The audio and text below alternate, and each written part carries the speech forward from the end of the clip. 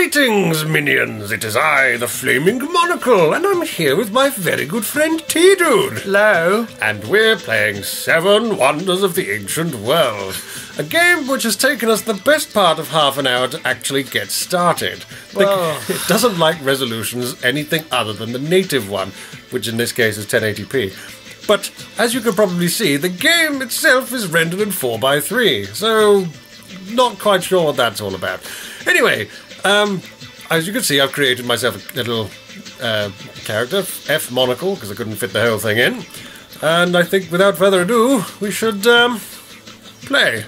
Let's do it. I have no idea what to expect. I'm wondering if we should start from the beginning, actually, because I've already played a bit of this just to get things on the way. Start again, then? Oh, you can't. Oh, it says completed, but I want to play it again. This is not a good start. Well, menu. Player. New player. New player. T-Dude. Yeah, I could start many miles behind you. Doesn't want to put a space in there. T. Or a dash. Or a doesn't want to put a dash in. Oh. T-Dude. Then numerically, you're about to embark on Welcome, T-Dude. You're about to embark on a journey no one has taken before. It begins at the foot of the Great Pyramid of Giza and continues through the Egyptian sands to the mysterious hanging gardens of Babylon. You'll travel through the enchanting Mediterranean islands to the glory of ancient Greece as your voyage continues. If your aim is sure and will strong, your eyes will behold what none have ever seen. All of the 7 wonders of the ancient world. Let the journey begin. For all I know, this is a game of tiddlywigs. I have no idea what kind of game this is. It's a puzzle game, not unlike the last lot of puzzle games we've been playing. Oh, I like puzzle games. So, this is what we're building. What the hell is that? This is a little dude, and he's like bouncing a little ball or something. Yeah, he's like, hello. Oh, okay, it looks like he's got head problems. Yeah, I mean, and this guy on the end is looking pretty happy. Yeah. So this is where the pyramid's going to ultimately be built, and it's up to us to build it. And the way we do that, match runes until all the squares have been cleared. Okay. And the way we do that is like that. That looks familiar at all? Okay. Yeah. So yeah, you're right. It is like the other one that we played. But you see, behind these, there are these squares. There are behind the actual runes. There are squares that are filled, and some of them are not filled. Right. Whenever we do a match, these bricks behind snap, they break off, and then they all land down here, where these little dudes come and pick them up. God, they're so happy. Look at them. And then they carry them off to build a pyramid. So all we have to do is supply all of the goods for them to do this mission. So yeah. So is this what like a miner that sees? Miner as in someone who mines for rocks and stuff, like for raw materials. Is what they see if they've had a bit too much of that mead bread food. They're like, cornerstones and capstones are needed to complete construction. Lower them to workers by matching runes beneath the stone. Basically, when you see one of these, the idea is to get it to go all the way down and then drop off the bottom here so they can pick it up. Right. And you have to get one of those, and you have to get all of these blocks in order to complete the level before this runs out. But we've got loads of time, so we're fine. Oh, right. So that is literally just a timer. Yeah. And this is another one of those games where you could just switch off and just sort of complete it. Right. In your own time, as it were. Especially if it's like, seems to be giving you quite a lot of free time. Well, exactly. I think it's not... There's no massive... I mean, later on the pressure does sort of get up. Oh, I'm sure it does. Oh, it says, finish with the timer. So, let's start matching some stuff, shall we? I've got no real agenda here. I'm just going to go ahead and match things regardless. And at some point that block will go down to the bottom. Anyway. And in the meantime, I'm trying to match things in the vicinity of blocks that have not been broken yet. And obviously the ones in the corners are most difficult to sort of get. So I tend to try and go for those first. And yeah, if you just keep matching stuff, eventually this will come down of its own accord, really. You don't need You hope. Well, that's the plan, anyway. Because I got 4 in a row there. I get a lightning rune, so which basically does a whole line, so like this. Wow, which is quite useful. So you really want to get 4 in a row. And there are some other runes as well which do other bits and pieces, and I can't at the moment remember what those ones are. I like the fact that little dudes actually just... They come, and they're so happy to be there. Look at their little happy face. Hey, I need some more blocks, man. Give me some more blocks. That guy was sitting down and eating stuff. Well, he can be... They look like little Muppets. Shot out of a cannon. There we go. Dee dee dee dee dee dee. Well, this is pleasant. Isn't it just? I mean, this really is it. I mean, you multiply this by the rest of the game, and that is the sum of the enjoyment you'll get out of it. I'm sure it gets more intense. Well, it's more of the same, really. No, as the timer does its thing. Oh, of course, yeah. So that block can't blow up. It's solid. Yeah, exactly, yes. It's solid, but at the same time you need to get it, so just nurse it quietly to the bottom. Come on, little block. Yeah, ooh, what's that? Several activated lightning or fireballs give you an extra bonus! Delete 15 to 20 runes and earn bonus points by swapping it with an adjacent rune. Oh, I see, you've got a star-shaped thing. Which, this one, I think, takes random ones off the board. Right. You'll see. Just... there you Weird, go. okay. And that usually sets off a few chain reactions like that. Which is interesting. Interesting. Yeah, we're coming to the sort of end of what I could really say about this game. So. Yeah, well, it's one of these games that seems to be self-explanatory, unless there's a weird, like, survival puzzle game in the middle. Oh, we haven't got to where all the zombies come out. No. Really? There's up now. No. Getting my hopes up. A game with intrigue. Well, the thing is, I wasn't expecting much about what was the one the medieval one, the Flood the Chambers one. Oh, got a couple that's of nice good. ones there. Wow, those are explosive, I bet. These 5 or more runes and create a fireball, which does left to right and up and down, which is pretty cool. Sorry, and you were saying, sorry? What was that medieval one? The Flood the Chambers one. Do you remember that? Flood the Chambers.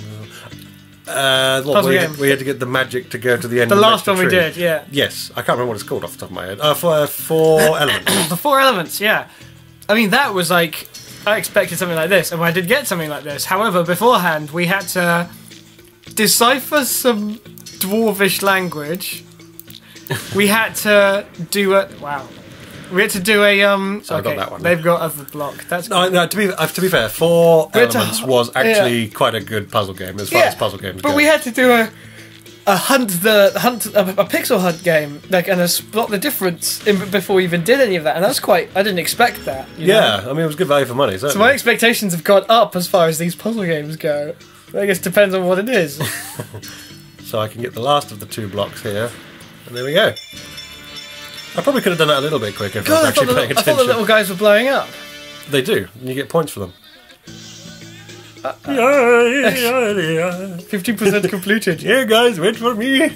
Why am I speaking with this accent when I'm in Egypt? Who knows? And then we're on to level 2, where you do the exact same thing. Straight away onto level 2. Oh, yes. There's none of this mucking about. Oh, hang on. No level changes. There we go, get rid of loads of blocks all in one go there. Bloody Nora. And then, we can get rid of some more It says blocks. 3 lives up there.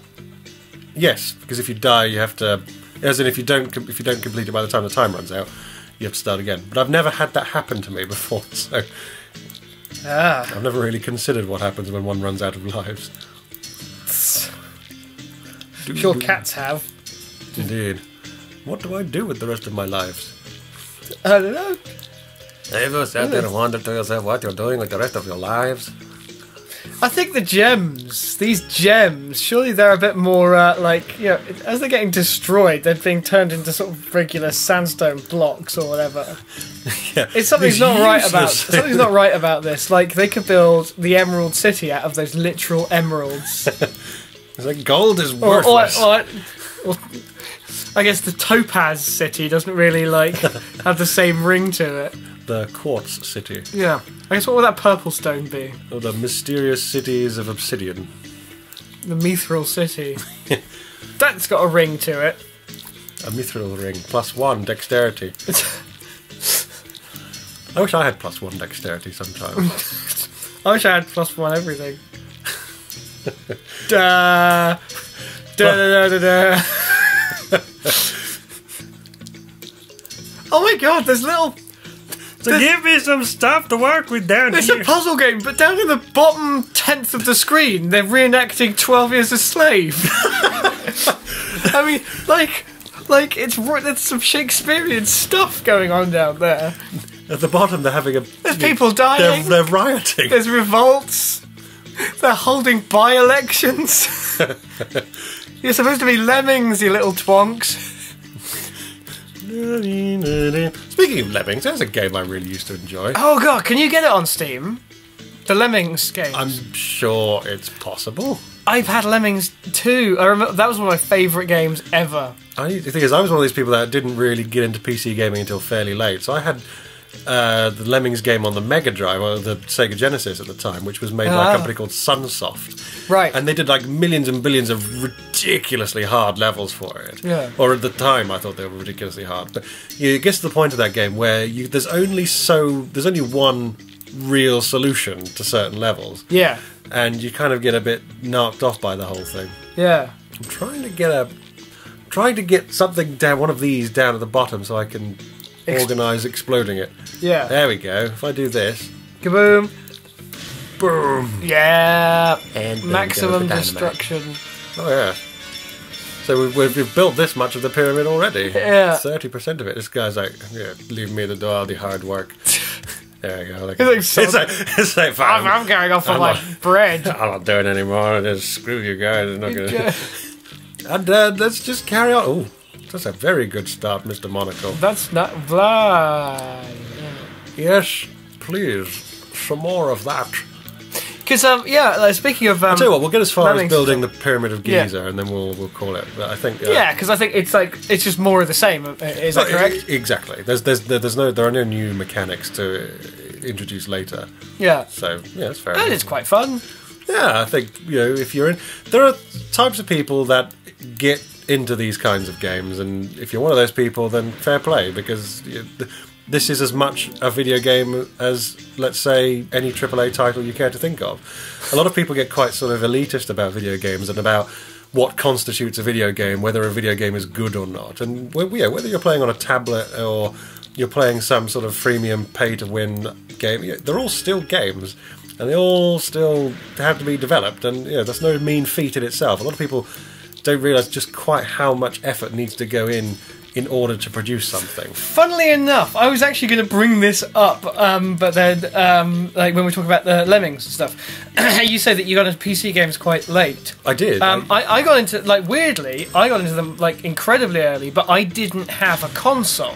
Sure. At all. Mm-hmm. Like, not even the tape deck thing. I always had consoles. I mean, when you say tape deck, I mean, at all the... But all I had was like Return Fire, Zool 2, and Lemmings, and the system. Hang on, those are classics.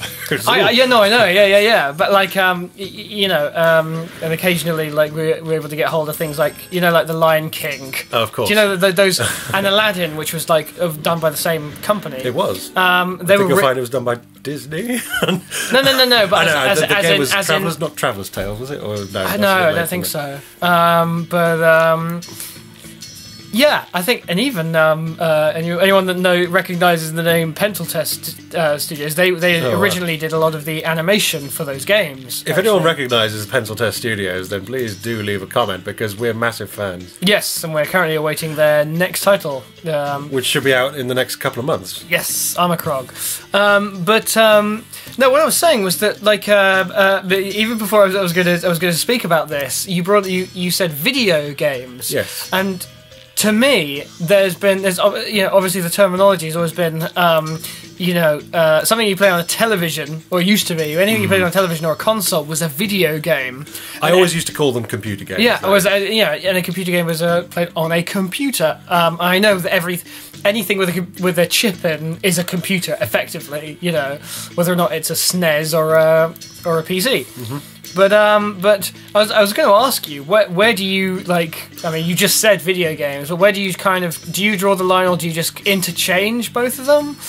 Well, the terminology. The terminology. And I use, when we're talking about games, I will now pretty much exclusively say video games regardless. Sure. I used to differentiate, but now actually I find there's very little to that there's no real difference. Because video is an outdated term now. Well, completely. If you think of the term video, yeah, in terms of the Greek, I mean, it's just visual entertainment. It's not really yeah. rather than audio. Because usually if somebody said, "Here's a video," like it used to be a case of, "Oh, you're talking about a VHS." Yes, like a video cassette. There we go. It took long enough. But yeah, I know what you mean. As in, if you when you even cassette meant different things depending on what sort of era you were in as well. I mean, yeah. But then you could think like a cassette can mean literally any form of magazine that goes into like an old reel-to-reel player or something like that. Because now it's like when you pass someone a DVD or a Blu-ray, you say, here, have this. You don't say, here, have this video. You say, have this disc. Yeah. Like, can I borrow the disc of that? Or like, where's the disc of this? I remember the very first time my father had a CD player in one of his cars, because he got a flashy new company car every now and then. And I remember the very first time I was in the car with him and he was listening to a CD. And at the end of it, I was like, "Don't forget to rewind it." And he sort of smirked at me and explained that CDs didn't need to be rewound. I thought, what technology is this that you don't need to rewind it at the end? How do you listen to it again? And I didn't. Obviously, this was before I knew what lasers were all about. But how does laser make the music happen? But now rewinding isn't even in our lexicon. Or rather, like if you say, "Oh, you just rewind that," like on YouTube or something, it usually just means you clicking and dragging to a point on the timeline. Yeah, I'm surprised the word scrub didn't come up more on that, because it's like a lot of people don't know what scrubbing a timeline is all about. Oh, well, in professional edit rooms, it is genuinely it says, "Oh, scrub forward" or "scrub backwards" or something, as opposed to rewind. Indeed. What are those little no, ignore me. Okay. They're all having... I'm just semi-trying to play the game whilst at the same time having a sort of intelligent conversation. And I'm realising that, actually... It just goes to show how mindless... Not mindless, but like... Oh, no, mindless in a good way. In a good thing. Yeah, in a good way. Absolutely in a good way. I mean, it's a puzzle game. I'm not expecting it to be a AAA title. And even then, AAA titles are not all they're cracked up to be these days. Oh, yeah, that's what we're talking about. Was like you're talking about things like whether or not it's no more or less a video game or computer game and everything. Yeah, I mean, to me, like, some AAA titles, you can kind of, if you want to call them I mean, that. it's strictly in a budgetary sense, let's say.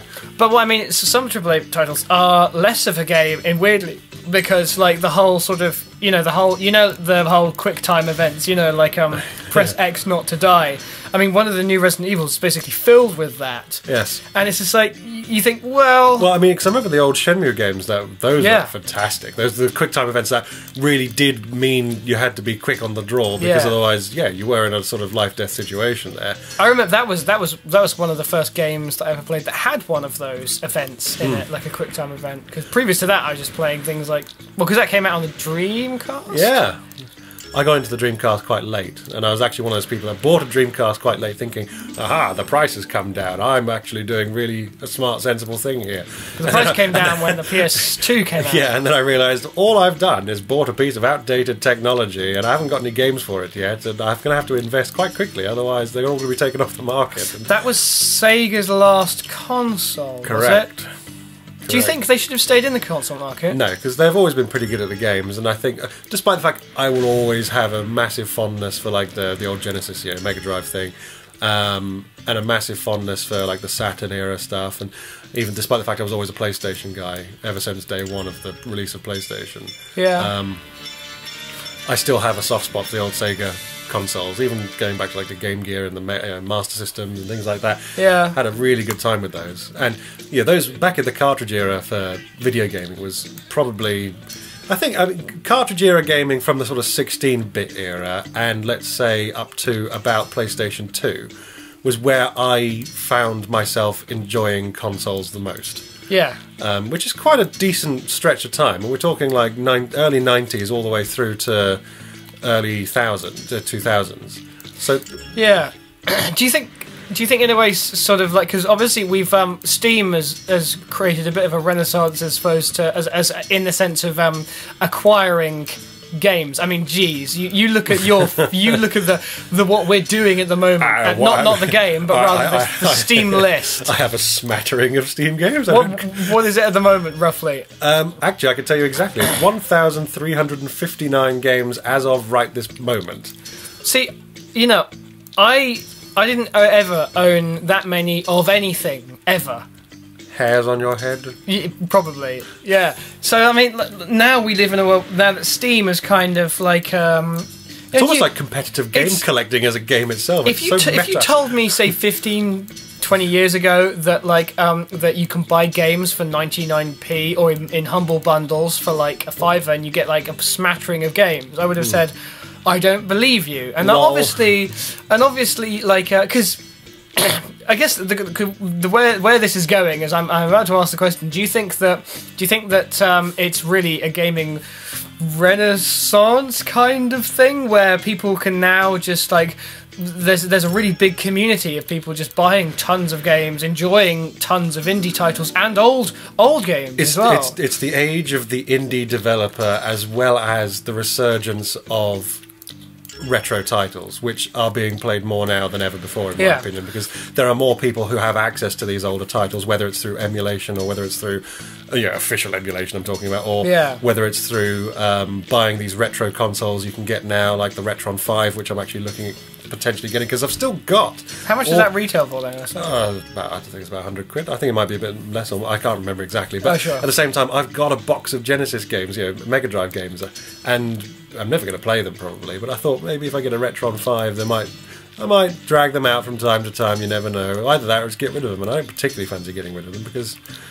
I don't need to. Well, yeah, I suppose and it represents a very large portion of my childhood, so naturally I'm quite attached to them, but that's not to say I wouldn't get rid of them. Oh, if it's for the sake of a box, then you might as well just seal it up and when you've got space for a mini bar.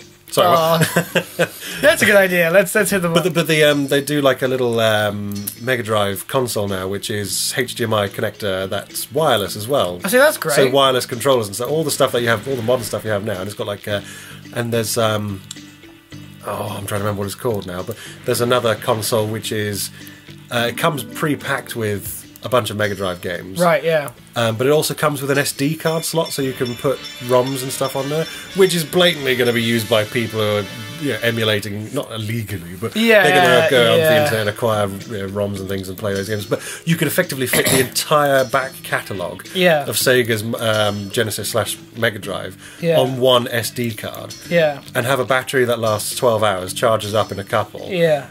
And some of the best games mechanics ever you can find on these sort of generational consoles. It took me a long time to get into owning a SNES or a Super Nintendo.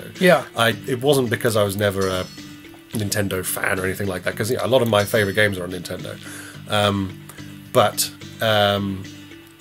Like the early Final Fantasies and things like that. But I just happened to have Sega consoles growing up. And before even that, we had a Sinclair Spectrum, had a Commodore 64. See, I never...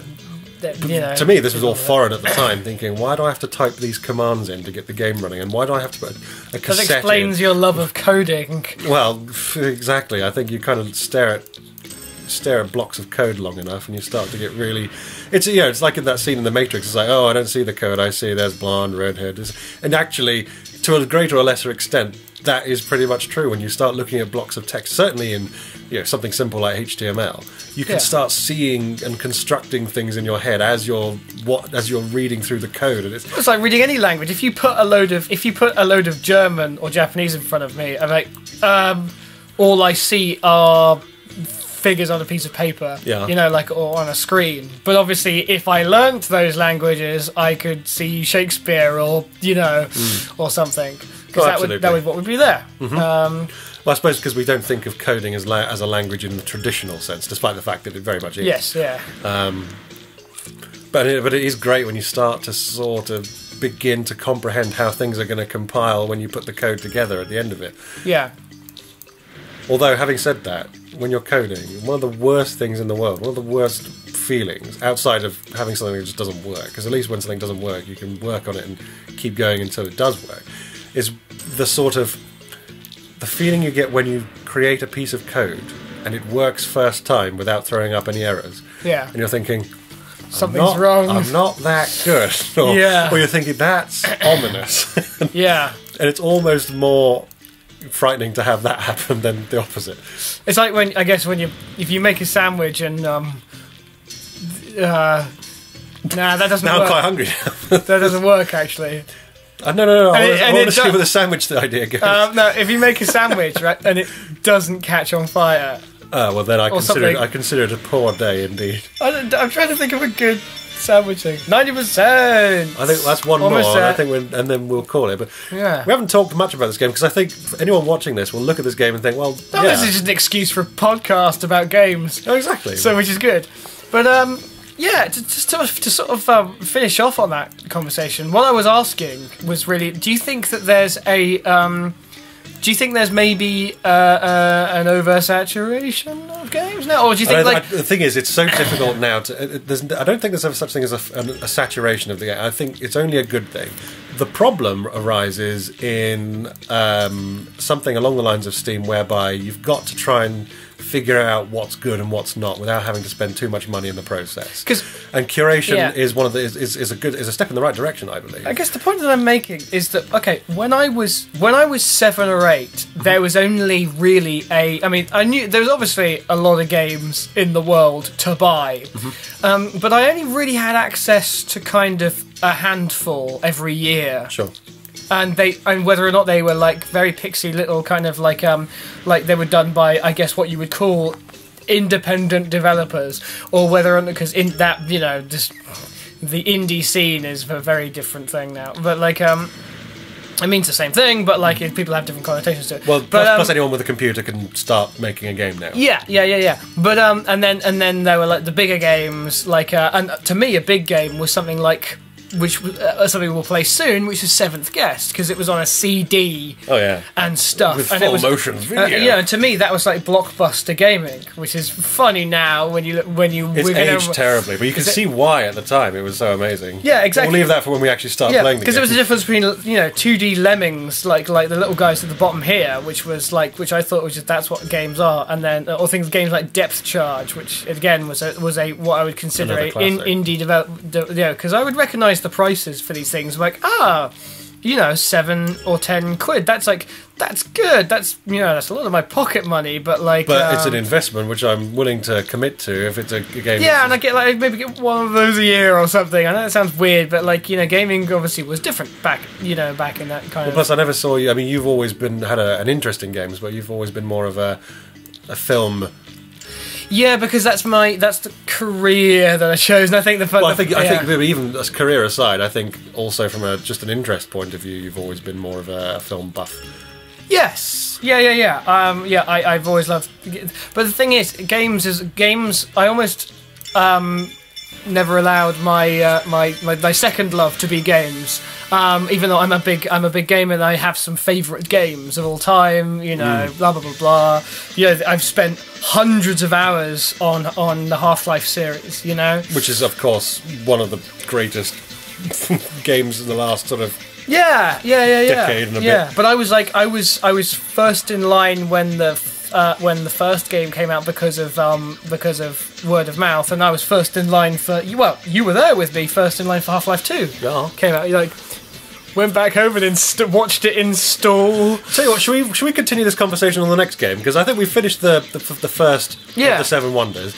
And to anyone watching, all you need to do is do the same for the other 6.